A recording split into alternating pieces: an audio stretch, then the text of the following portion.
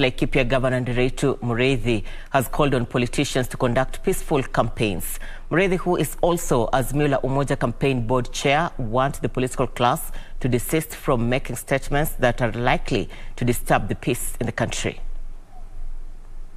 Speaking during his campaigns in Sipili town, Laikipia Governor Ndiritu Muriithi called for political tolerance ahead of August polls. He noted that Laikipia County is a cosmopolitan county with 44 tribes, hence a very sensitive ground for bad campaigns. Campaign ambazo zimesalia, tafadhali tufanyeni kwa heshima na tufanye tukikumbuka hii Kenya ni yetu na ni yetu zote. Ganze MP Teddy Mwambire has supported the move by Azimio presidential candidate to withdraw from the presidential debate, saying the forum is not anchored on the real issues that affect Kenyans like corruption.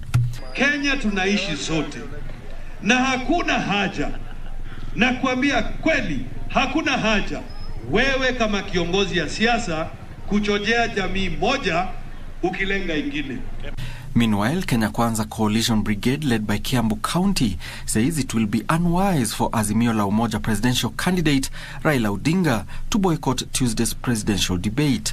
They decide that their candidate is not going to be coming to sit and face our candidate in a one-on-one discussion. I'll be urging His Excellency William Samoei Ruto to boldly take the stand, sit down, tell the people of this country what we have arranged.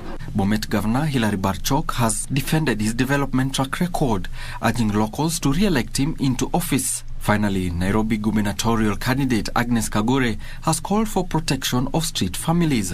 Kagure promised to allocate special housing and train them for different jobs.